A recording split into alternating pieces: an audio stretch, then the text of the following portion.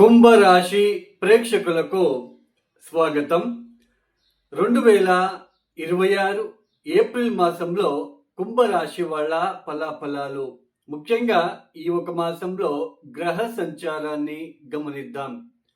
శని మీనరాశిలో సంచారము, గురువు మిథున రాశిలో సంచారము, రాహువు కుంభంలో సంచారం, కేతువు సింహరాశిలో సంచారము, అలానే సూర్యుడు ఏప్రిల్ 14వ తేదీ వరకు మీనరాశిలో సంచారము. ఏప్రిల్ 14వ తేదీ తర్వాత ఆయన మేషరాశిలోకి ప్రవేశిస్తున్నారు. ఇక కుజుడు ఏప్రిల్ 2వ తేదీ తర్వాత ఆయన మీనరాశిలోకి ప్రవేశిస్తున్నారు. కుంభం నుంచి మీనంలోకి ప్రవేశిస్తున్నారు. ఇక బుధుడు కూడా ఏప్రిల్ 11వ తేదీ జన్మరాశి అంటే మీ జన్మరాశి కుంభరాశి నుంచి మీనరాశిలోకి ప్రవేశిస్తున్నారు. ఇక శుక్రుడు కూడా ఏప్రిల్ 18వ తేదీ తర్వాత ఆయన మేషరాశి నుంచి వృషభ రాశిలోకి ప్రవేశిస్తున్నారు. ఈ గ్రహ సంచార రీత్యా ఈ కుంభరాశి వాళ్ళకి ముఖ్యంగా గత మాసంలో ఏర్పడిన ఏదైతే జన్మరాశిలోనే 4 గ్రహాల సంచారం ఏర్పడింది. మార్చి 15వ తేదీ వరకు సూర్య, రాహు, కుజ, అలానే బుధుడు. మార్చి 15వ తేదీ తర్వాత సూర్యుడు ద్వితీయ స్థానంలోకి ప్రవేశించారు, అంటే మీనరాశిలోకి.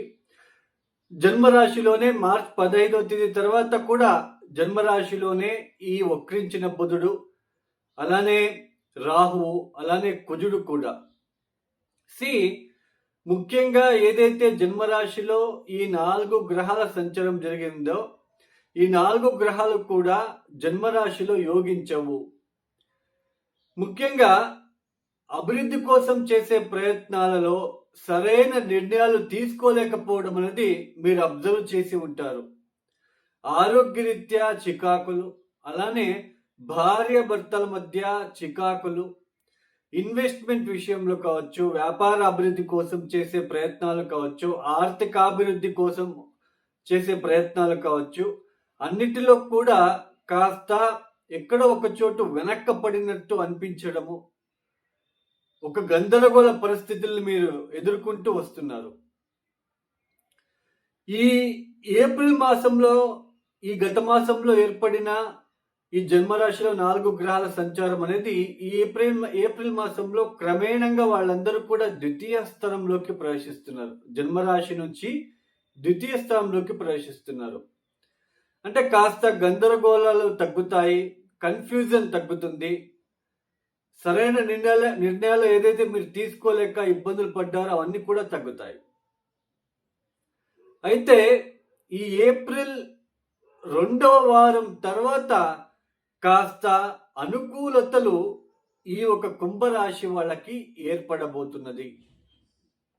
ఉద్యోగం కోసం ఎవరైతే సెర్చ్ చేస్తున్నారో వాళ్ళకి కాస్త ఉద్యోగం లభించే ఆస్కారాలు, ఆర్థిక విషయాలలో ఏదైతే గందరగోళ పరిస్థితుల్లో ఇబ్బందులు ఎదుర్కొంటూ వస్తున్నారో ఏప్రిల్ 3వ వారం నుంచి కాస్త అభివృద్ధి అనేది మీరు చూడగలుగుతారు. మనకి పంచమ స్థానంలో ఎంత గురుబలం ఉన్నప్పటికీ కూడా ఈ ద్వితీయ స్థానంలో శని సంచారం జరుగుతుంది ఆల్రెడీ. మార్చి 15వ తేదీ తర్వాత సూర్యుడు కూడా ప్రవేశించాడు.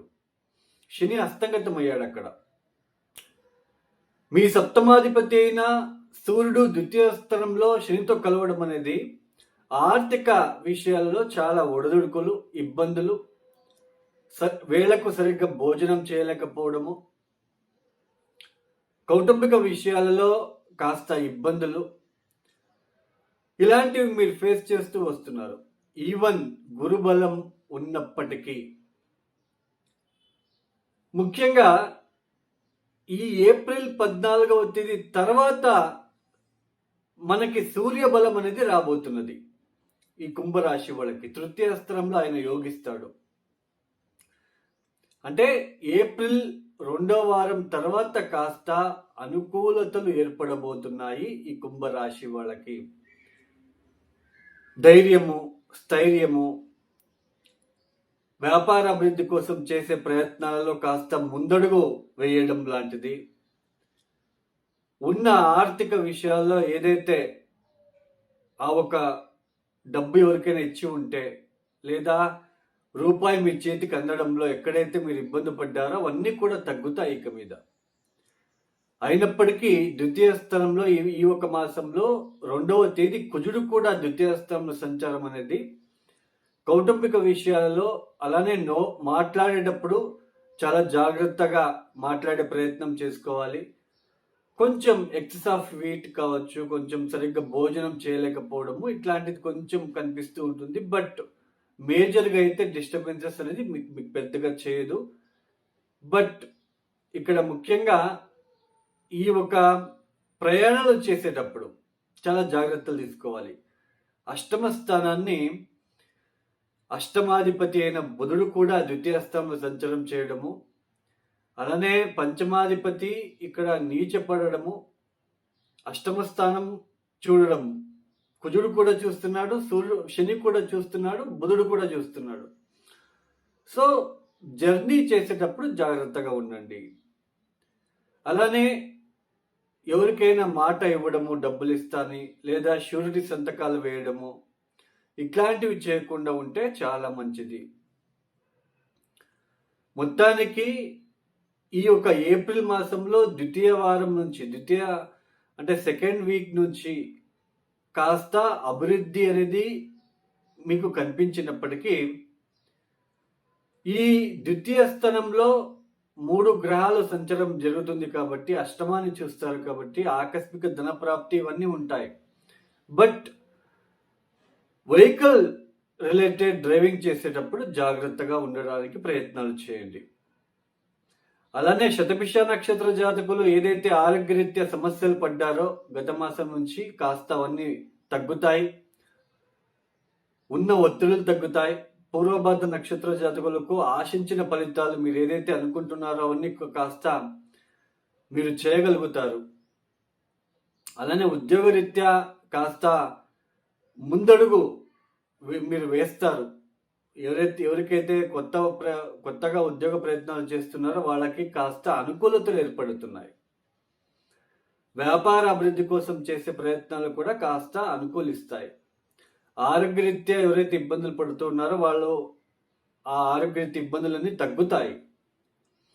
బట్ సప్తమాధిపతి సూర్యుడు తృతీయ స్థానంలో యోగించినప్పటికీ మీ భార్య లేదా మీ భర్త ఒక ఈగో అనేది ఇక్కడ కనిపిస్తూ ఉంటుంది ఏప్రిల్ 14వ తేదీ తర్వాత. అందుకే ఏప్రిల్ 2వ తేదీ తర్వాత కుజుడు ద్వితీయంలోకి వెళ్ళిపోతాడు, అలానే బుధుడు కూడా నీచ స్థానంలో వెళ్ళిపోతున్నాడు. కాబట్టి ఈ కౌటుంబిక విషయాలలో కలహాలు లేదా కొంచెం తరచుగా ఇబ్బందులు ఏర్పడే సూచనలు ఉంటాయి. ఎందుకంటే ఇక్కడ సప్తమాధిపతి అయిన సూర్యుడు కూడా తృతీయ స్థానంలో ఉండడము, మీ పార్ట్నర్ భార్య లేదా భర్త ఒక ఎగో చూడడము ఇట్లాంటివి కౌటుంబిక విషయాలు ఇబ్బందులు. బట్ ధన ప్రాప్తికి ఏం పెద్దగా డిస్టర్బెన్సెస్ ఉండదు. ఆర్థిక విషయాలలో ఉద్యోగ విషయాల్లో పెద్దగా డిస్టర్బెన్స్ ఉండదు. ఏదో తెలియని ధైర్యము స్థైర్యము ఇవన్నీ కూడా వస్తాయి. తృతీయ స్థానంలో సూర్యుడు ఎగ్జాల్టెడ్ పొజిషన్లో ఉంటాడు కాబట్టి అలానే కొంచెం తీర్థక్షేత్రాల దర్శనాలు మీరు చేసుకోగలుగుతారు ఈ ఒక సమయంలో. ఏప్రిల్ 19 తర్వాత శుక్రుడు చతుర్థాధిపతి చతుర్థ స్థానంలోకి వెళ్ళడము చాలా మానసిక ప్రశాంతత. అంటే మొదటి 2 వారాల కన్నా 2 వారం తర్వాత మీకు కాస్త చాలా అభివృద్ధి అనుకూలతలు ఏర్పడుతున్నాయి. కొత్తగా వెహికల్ తీసుకోవాలనుకున్న వాళ్ళకి ఇల్లు మార్పిడి అంటే గృహ మార్పిడి కోసం చేసే ప్రయత్నాలు ఇవన్నీ కూడా మీకు ఫలిస్తాయని చెప్పుకోవచ్చు. అంటే జన్మరాశిలో ఏర్పడిన ఆ చతుర్గ్రహ కూటమి వలన ఏదైతే ఇబ్బందులు పడ్డారో అవన్నీ తగ్గుముఖం అవుతాయి. కాన్ఫిడెన్స్ పెరుగుతుంది, కాస్త సరైన నిర్ణయాలు తీసుకోగలుగుతారు. అది ఏప్రిల్ 2వ తేదీ తర్వాత సరైన నిర్ణయాలు తీసుకోగలుగుతారు. బట్ కుటుంబ చికాకులు కాస్త తరచుగా ఇబ్బంది పెడుతూ ఉండడము, కొంచెం అధికంగా ఖర్చులు చేయడం కూడా మీరు చూస్తూ ఉంటారు ఈ ఒక సమయంలో. ఈ కుంభరాశి వాళ్ళు తప్పనిసరిగా మీరు ఏం చేసుకోవాలి అంటే శ్రీరామ మందిరంలో మీకు తగిన సహాయ సహకారాలు, సేవా కార్యక్రమాలు మీరు అందించడానికి ప్రయత్నాలు చేసుకోండి. విష్ణు సహస్రనామం మీరు ఎంత చదువుకుంటూ వెళ్తారో అంత మంచిది ఈ సమయంలో. అలానే నవగ్రహాలకి కూడా ప్రతిరోజు వీలైతే 27 ప్రదక్షిణాలు చేసుకోవడానికి ప్రయత్నాలు చేసుకోండి. ఇక ఎవరైతే ఈ వీడియోని చూస్తున్నారో లైక్ చేయండి, షేర్ చేయండి, సబ్స్క్రైబ్ చేసుకోండి. సర్వే జనం సుఖినో భవంతు. ధన్యవాదములు. జై శ్రీరామ్.